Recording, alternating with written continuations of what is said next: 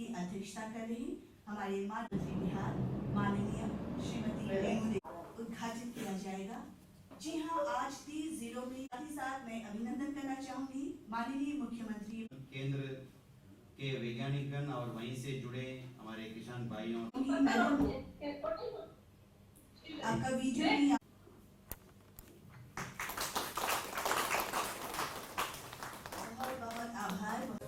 बिहार में छोटे जोत के किसानों की संख्या अधिक रहने के कारण ज्यादातर हिस्सों में इस तरह की स्थिति देखने को मिल रही है।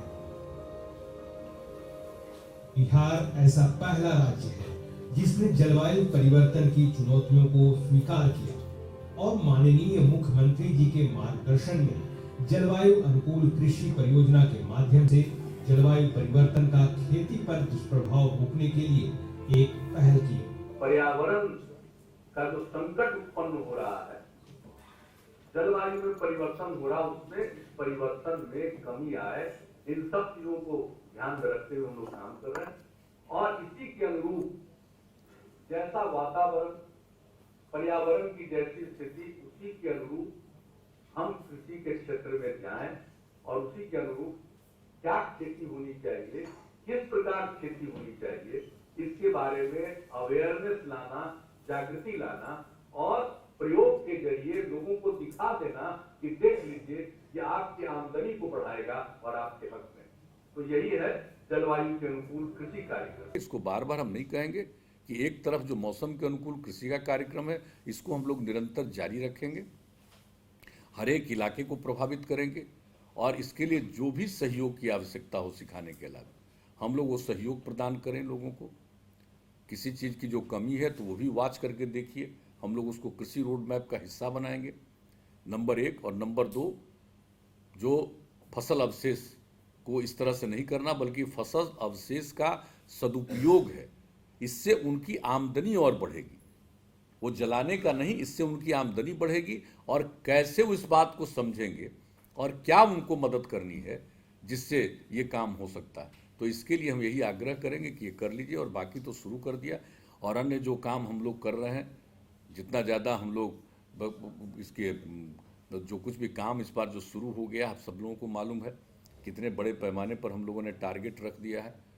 45 लाख इसका प्रोक्योरमेंट में 45 लाख मेट्रिक टन का जो टारगेट रखा है, ये कोई मामूली बात है और मिनिमम है। उससे आगे जितना भी जरूरत पड़ेगा उतना हम लोग करेंगे प्रोक्योरमेंट। तो ये सब चीज़ जो किए हुए हैं हम लोग, तो इस सब चीज़ों के बारे में जानकारी दीजिए लोगों को और उसके बारे में जानकारी आपको मिल जाएगी भाई प्रोक्योरमेंट ठीक से हो रहा है कि नहीं। यूँ तो चीफ सेक्रेटरी ने जो मीटिंग की है, हम लोग भी एक दिन थे मीटिंग में, इन लोगों ने जो बैठक करके पूरा किया है, प्रोक्योरमेंट का काम तेज़ी से बढ़ा है। तो जा कर के देख लीजिए और लोगों को समझाइए कि भाई हम लोग आपके हित में काम कर रहे हैं, आप अपने हित में काम करिए और पर्यावरण के संरक्षण के हित में काम करिए।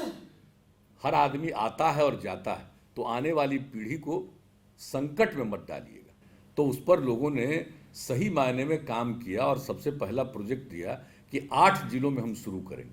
और उसी समय हमने कहा था कि भाई शुरुआत तो आप 8 जिलों में प्रयोग के लिए कर रहे हैं, ये प्रयोग है, लेकिन इसको तो पूरे राज्य में करना है। तो आज मुझे खुशी है कि 8 जिला में जो आपने काम किया उसके बारे में जानकारी दी, बहुत अच्छा प्रभाव है।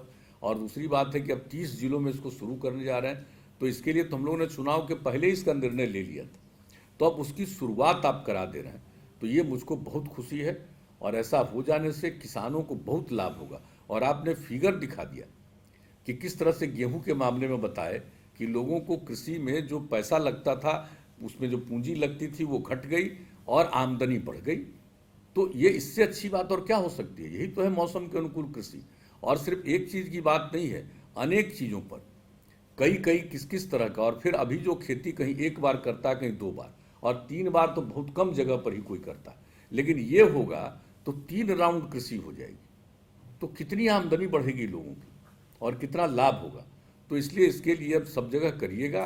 और आप लोगों ने तय कर लिया है कि इसको 5-5 गांव में भी हम लोग करेंगे, ताकि और बाकी जगह के लोगों को बुला करके उन लोगों को दिखाएंगे। तो ये बहुत अच्छी बात है। लेकिन एक बात जो अभी हमने जिक्र प्रेजेंटेशन में दे दिया कि 5 साल की योजना, देखिए 5 साल का तो अभी सैंक्शन किया है, ये 7 अभी है, यहाँ पर चीफ सेक्रेटरी बैठे हुए हैं।